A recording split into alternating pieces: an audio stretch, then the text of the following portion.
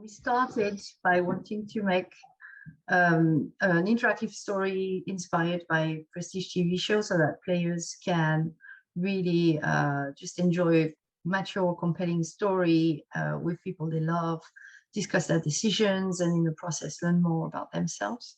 So we started looking at crime dramas because it's a great genre where you've got high stakes and super stakesy decisions, and also the more relationships type of choices, like are you going to stay married with your wife, what's going to happen to your family, how is this little kid going to grow up into what kind of person she's going to be.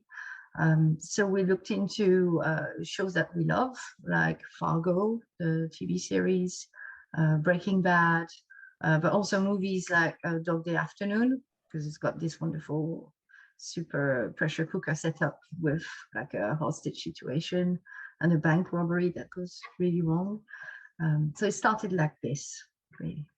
We all had worked on narrative games before, and there's a little bit of you see sometimes new players in the field kind of come at it from a gimmick standpoint, and I think that our feeling had always been that there's no reason that you ever need to approach a game from a gimmick standpoint. We really wanted to create top tier prestige quality stuff, and like in my spare time I'm watching the best shows that are out there. I'm following the Emmy winners, and it's kind of just looking at the quality bar, and I've always felt like when you write something, you should just come at it from the perspective of, I'm going to make the best thing there is, the best thing you can do. And we don't just attach choices to it, but we come at it from the perspective of what would it feel like to do a prestige level interactive drama, and that's kind of been the inspiration from the start.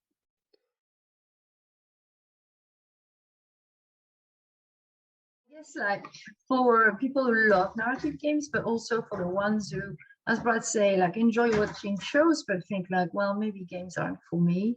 It's too difficult, etc. So we really want to bring those people into video games and tell them, well, it's actually okay, because what you need to play this game is your life experience more than your skills. So, thinking about the couple, once the kids are in bed at nighttime, they're on the couch, like, shall we watch a show? No, let's play As Dusk Falls tonight. Really, these kind of people. And maybe in the household, one person is a gamer, but the others aren't.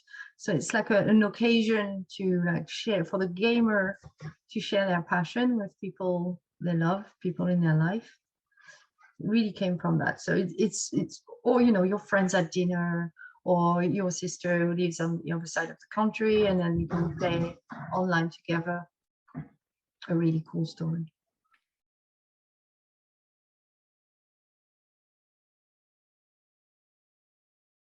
I always talk about this as algebra. Like it's verbal, obviously, because we're writing screenplays, but there's this logic side to it. And we kind of, in terms of process, we start in a room with walls of Post-its, essentially. Well, they're blank at the beginning, but the future of those walls is Post-its. And we're coming at it from just two perspectives at once, trying to make a really good story, and then also trying to create an experience for a player that gives them agency over the narrative and respects their decisions, because we believe choices need to not just matter, but be the driving force behind the experience. So it's very much kind of this verbal / math process that it's hard to describe and hard to replicate, but it gives us headaches, and we spend more than we should on Starbucks. Non-Starbucks, sorry, I got called out for Starbucks. Coffee from independent, Earth First brewers. Yeah, well, I think as Brad says, like it's like writing for a movie, but in 3D, because it's so modular that you can come from one place and you experience it as a player in a linear fashion, but under the hood there's like so many other things that could happen. So we structure, we look at every chapter or even the season, like from the tentpole choices, like we know we need like 2 or 3, and that just gives us the structure of the episode, and then we can weave in a lot more smaller choices that have consequences across maybe multiple chapters, but that the ones that the player will remember and create the big branches for the chapter, we start with that, as well as the arcs of the characters, like how many endings can a character have, what's their multiple arcs, really. You know, it's worth saying too, we don't believe in bad endings or wrong endings or dead ends. So the idea is always to create an experience that feels like you've had again, like episode of TV or movie experience. No matter what path you take, the paths are very different, but emotionally it should always feel satisfying and complete and sort of correct in terms of the story experience of it. That's the hard part of it, actually, because you've got no game over.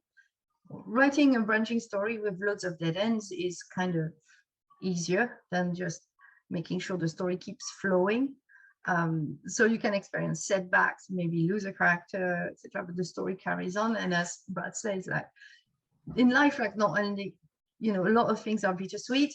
It's sad and joyful at the same time.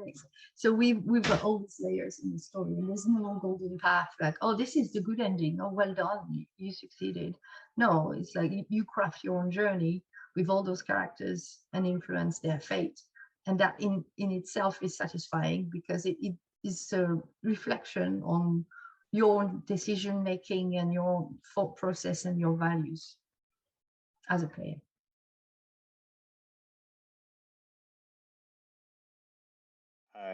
Well, character, you know, I mean, we start, I think, from a place of relatability and empathy.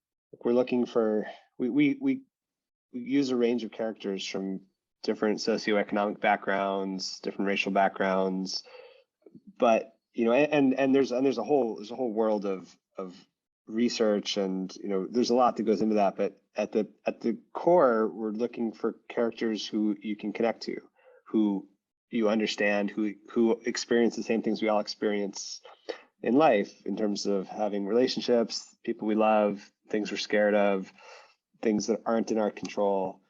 So we tend to build these characters up kind of as a composite of what we think that their kind of emotional experience would be like, who they are in the world, and then also a little bit of something that's unique to this format of thinking about, again, how this character gives us the opportunity to allow the player to shape the character, or to shape the characters that person relates to if it's not a player character. So there's always this extra element of how can we put people into the shoes of this character and, you know, give them control over this character's world.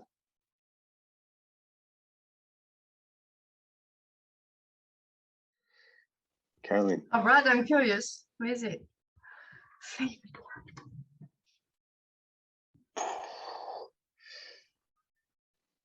It's so hard to say because, you know, they all come out of us. It's like, you know, having a favorite baby or something.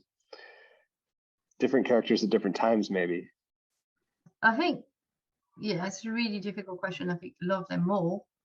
The one maybe that breaks my heart the most is Tyler, the eldest brother of the horse. Because he's equipped, he's smart, but he's not emotionally equipped to be happy, I think. I was gonna say, I've always liked Vanessa. The acting is amazing, and I kind of love how she's turned out. But even on the page, I think there was something about her combination of naivete and strength that was always appealing. That she's someone who takes bold moves, maybe for the wrong reasons. That, yeah, I always liked, and I especially like as the player how you might direct her story to turn out in some radically different ways.